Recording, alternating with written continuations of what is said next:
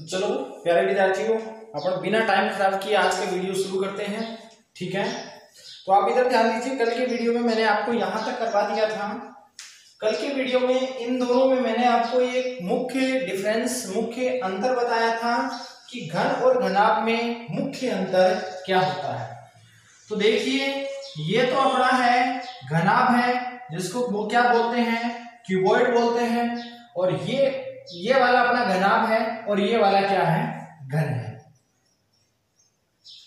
इन दोनों में मुख्य अंतर क्या होता है, देखो घनाभ की जो सभी भुजाएं होती हैं, सभी साइड्स होती हैं, वो अलग अलग होती हैं। ठीक है, घनाभ की जो साइड होती हैं वो क्या होती हैं, घनाभ की भुजाएं क्या होती हैं, अलग अलग। और इसकी जो सभी भुजाएं होती हैं वो क्या होती हैं, समान होती हैं। यानी घन की जो लंबाई होगी, चौड़ाई होगी, ऊंचाई होगी, वो सब क्या होगी, एक ही होगी। देखो ये है घनाभ, यहाँ पे इसकी यहां से यहां तक की ये लंबाई है, यहां से यहां तक की ये चौड़ाई है, और यहां से यहां तक की ये इसकी ऊंचाई है। मैं आपको एक एग्जांपल के थ्रू समझा देता हूं। जैसे मान लीजिए ये अपनी एक संदूक है और ये घनाभ भी है, तो इसकी ये वाली साइड जो होगी ये तो इसकी होगी लंबाई, ये वाली साइड इसकी होगी चौड़ाई, और ये वाली साइड इसकी होगी ऊंचाई होगी। लेकिन बात करें जब घन की, तो घन की लंबाई, चौड़ाई, ऊंचाई सब क्या होती है, सेम होती है। तो मैं इसकी भुजा को क्या मान लेता हूं, ए मान लेता हूं। तो ये इसकी अगर लंबाई है तो ये इसकी चौड़ाई भी कितनी होगी, ए, और ऊंचाई भी इसकी कितनी होगी, ए। यानी घन की सभी भुजाएं समान लंबाई की होती हैं। दूसरी बात, घनाभ का प्रत्येक फलक, घनाभ का जो प्रत्येक फलक होता है वो कैसा होता है, आयताकार होता है। घनाभ का प्रत्येक फलक कैसा होता है, आयताकार होता है। और घन का प्रत्येक फलक कैसा होता है, वर्गाकार होता है। आगे चल के क्वेश्चन आएंगे कि एक जो घनाभ है या घन बोल देंगे आपके सामने, और बोलेंगे उसके प्रत्येक फलक का क्षेत्रफल दे देंगे। ठीक है, तो आपको समझना पड़ेगा कि प्रत्येक फलक कैसा होता है। ठीक है, तो मान लीजिए आपको घन के प्रत्येक फलक का क्षेत्रफल दे दिया, तो आपको पता होना चाहिए घन का प्रत्येक फलक कैसा होता है, वर्गाकार, और वर्ग का क्षेत्रफल क्या होता है, भुजा का स्क्वायर। इसी प्रकार आप घनाभ के अंदर आपको डिफरेंस करना पड़ेगा कि घनाभ का अगर एक फलक आपको अगर दे दिया, तो एक फलक आयताकार होता है और उसका क्षेत्रफल होगा लंबाई इंटू चौड़ाई। ठीक है, तो अब अपन यहाँ पे कल मैंने आपको बता दिया था कि जो घनाभ होता है इसके अंदर फलक कितनी होती है, इसके अंदर फलकों की संख्या होती है 6। और इसके अंदर जो शीर्ष होते हैं, शीर्ष का मतलब होता है जहां पे आपकी ये कोर मिल रही है, ये जहां पे आपकी भुजाएं आके मिल रही है वो होते हैं शीर्ष। और शीर्षों की संख्या कितनी होती है, 8 होती है। और बच गया कोर या किनारे पर बोल दो, तो इनकी संख्या होती है 12 होती है। तो ध्यान रखना। इसी प्रकार घन के अंदर भी फलकों की संख्या कितनी होती है, फलकों की संख्या इसके अंदर होती है 6, शीर्ष की संख्या इसके अंदर होती है 8, और कोर भी इसके अंदर कितनी होती हैं, 12 होती हैं। ठीक है, तो फिर 6 फलके इसमें, 6 ही इसमें, 8 शीर्ष इसमें, 8 शीर्ष उसमें, 12 किनारे इसमें, और 12 किनारे यानी कोर उसमें। तो फिर इन दोनों में मुख्य अंतर क्या हुआ, इन दोनों में मुख्य अंतर ये हुआ कि इसका प्रत्येक फलक आयताकार और इसका प्रत्येक फलक वर्गाकार होता है। तो अब अपन बात करते हैं इसके पृष्ठीय क्षेत्रफल की बात करते हैं। तो इसका पृष्ठीय क्षेत्रफल का सूत्र कैसे निकालते हैं, तो इधर आप अच्छे से ध्यान दीजिए।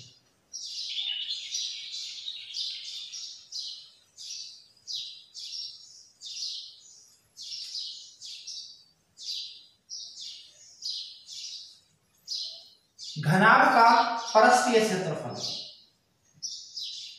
घनाभ का पृष्ठीय क्षेत्रफल, पृष्ठीय क्षेत्रफल। देखिए पृष्ठीय क्षेत्रफल, या आप इसको बोल सकते हो TSA, टीएसए का मतलब होता है टोटल सरफेस एरिया, संपूर्ण पृष्ठीय क्षेत्रफल, या इसके अंदर आप पृष्ठीय क्षेत्रफल भी बोल सकते हैं। तो वो कैसे निकालेंगे, तो आप ध्यान से समझने की कोशिश करें, मैं आपको समझाना चाह रहा हूं। देखिए इधर की तरफ, मैं आपके सामने ये जो अपनी आकृति है संदूक, तो ये ही आपकी क्या है, संदूक है। यहां से यहां तक इसकी लंबाई है और यहां से यहां तक इसकी क्या है, चौड़ाई है, और ये वाली इसकी क्या है, ऊंचाई है। तो आप ध्यान दीजिए एक बार के लिए, ये लंबाई ये चौड़ाई, तो लंबाई और चौड़ाई हो गई, और ये आकृति आपको कैसी दिखाई दे रही है, आयताकार दिखाई दे रही है। और जैसी आपकी ये आकृति है वैसी आपकी इधर वाली है, ठीक है।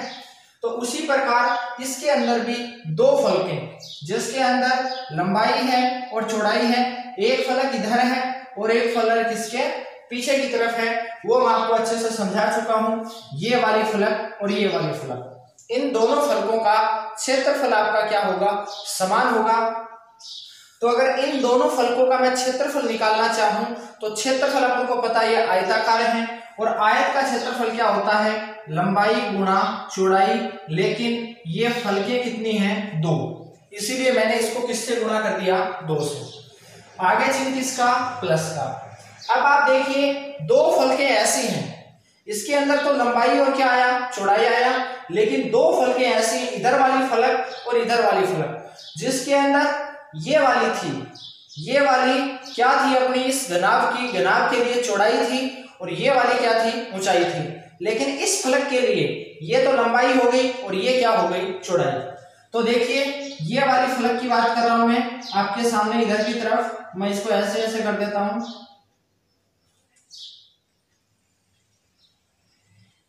इस फलक की बात कर रहा हूं, ये घनाभ के लिए तो चौड़ाई है और ये ऊंचाई है, लेकिन इस फलक के लिए ये वाली तो लंबाई होगी और ये वाली क्या होगी, चौड़ाई। और सेम ऐसे ही एक फलक आपको इधर भी नजर आ रही है, आप ध्यान से देखिए, इस वाली फलक की बात कर रहा हूं, ये देखिए, ठीक है। तो ऐसे सेम दो फलकें हो गई। तो एक फलक का क्षेत्रफल देखिए, b गुणा h, लंबाई गुणा चौड़ाई। भले ये घनाभ के लिए चौड़ाई है, घनाभ के लिए ऊंचाई है, लेकिन इस फलक के लिए क्या हो गया, ये तो लंबाई हो गई, ये क्या हो गई, चौड़ाई, यानी b गुणा h, लंबाई गुणा चौड़ाई। लेकिन ऐसे ही कितनी फलकें हैं अपने सामने, 2, प्लस ये फलक पहले ले चुके, ये दोनों आगे 4 फलकें आ चुकी।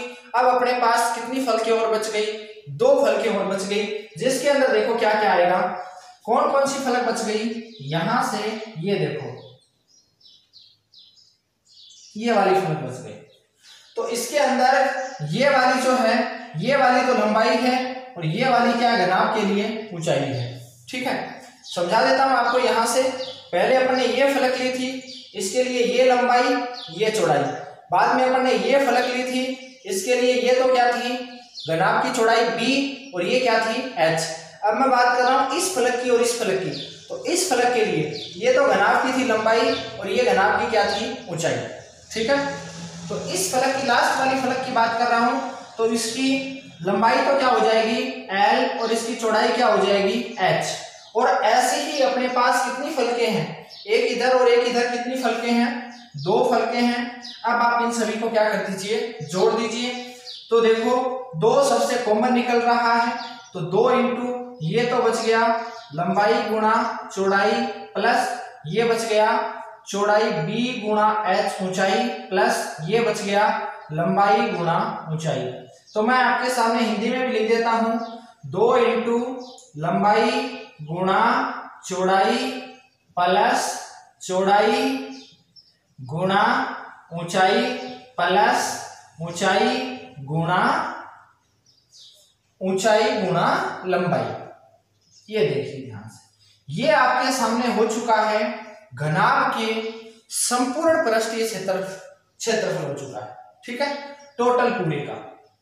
तो ये आपके सामने पहला सूत्र आ चुका है घनाभ के संपूर्ण पृष्ठीय क्षेत्रफल का, ठीक है। अब बात करते हैं घनाभ का दूसरा सूत्र, तो वो है घनाभ का आयतन।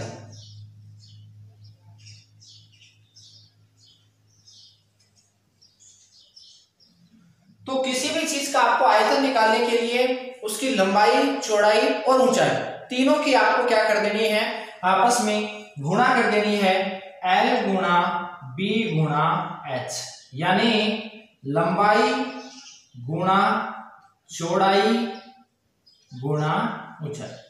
ठीक है। अब मोस्टली एग्जाम में क्वेश्चन पूछा जाता है कि एक कमरे के अंदर रखी जाने वाली लंबी से लंबी छड़ की लंबाई ज्ञात करो।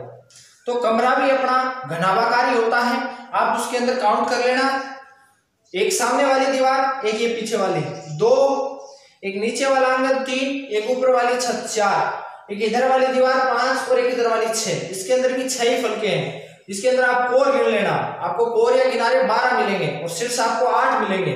ठीक है, गिन लेना, आप काउंट कर लेना। तो वो इसके अंदर रखी जाने वाली लंबी से लंबी जो छड़ होगी वो इस कोने से इस कोने के मध्य रखी जाएगी, यानी कमरे के नीचे वाले उस कोने से सामने वाले उस कोने, ये मैक्सिमम सबसे लंबी से लंबी लंबाई की छड़ होगी और इसको बोलते हैं घनाभ का विकिरण। इसको बोलते हैं घनाभ का विकिरण।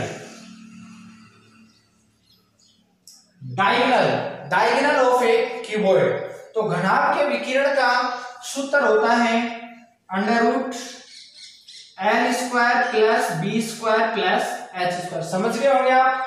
L में लंबाई को लिख रहा हूं, B में चौड़ाई को लिख रहा हूं और H में ऊंचाई को लिख रहा हूं।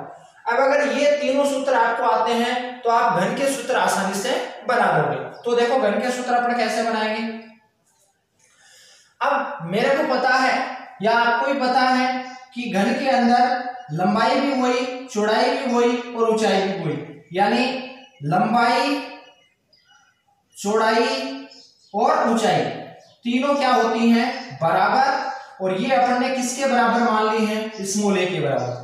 यानी लंबाई भी क्या है, a है, चौड़ाई भी क्या है, a है, ऊंचाई भी क्या है, a है। ये अपन मान चुके हैं। तो अब आपको ये वाला सूत्र आता है किसका, घनाभ का, और आपको घन का सूत्र नहीं आता है तो घन का आराम से यहां से निकल जाएगा, घन का TSA का मतलब आप समझ जाना, टोटल सरफेस एरिया, यानी संपूर्ण पृष्ठीय क्षेत्रफल। मैं इसी सूत्र से कर रहा हूं। यहां पे क्या है, 2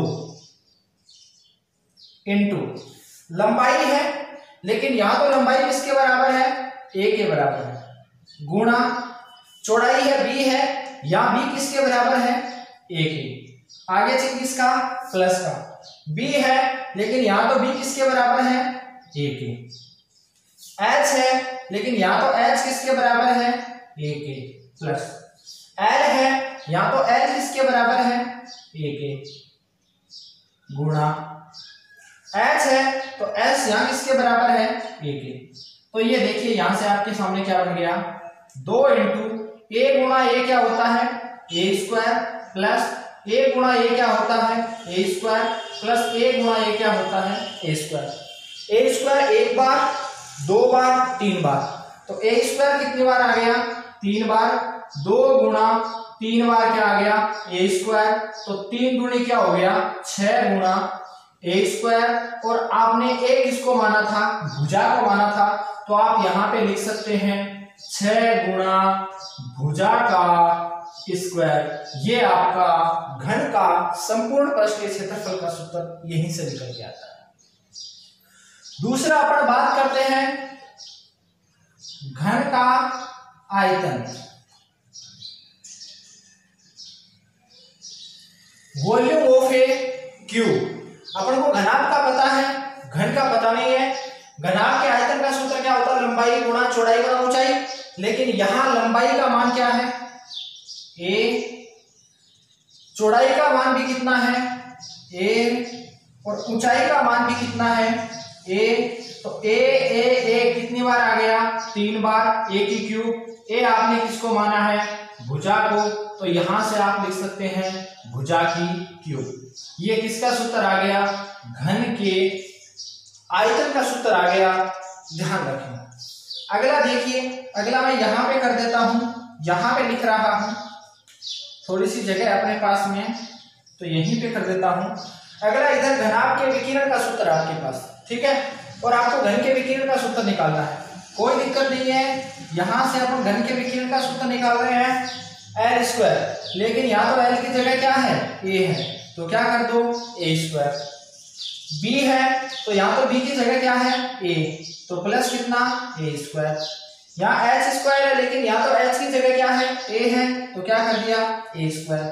तो देखो ए स्क्वायर ए स्क्वायर ए स्क्वायर कितनी बार हो गया, 3 बार हो गया, तो आपका आ गया √3 ए स्क्वायर। ध्यान दे ए स्क्वायर का पूरा पूरा वर्गमूल निकल जाएगा, कितना हो जाएगा ए, और गुणा में क्या बच गया √3। ए आपने किसको माना था, ए आपने माना था भुजा को, तो भुजा गुणा √3, ये आपके सामने घन के विकिरण की लंबाई का क्या आ गया है, सूत्र आ गया है।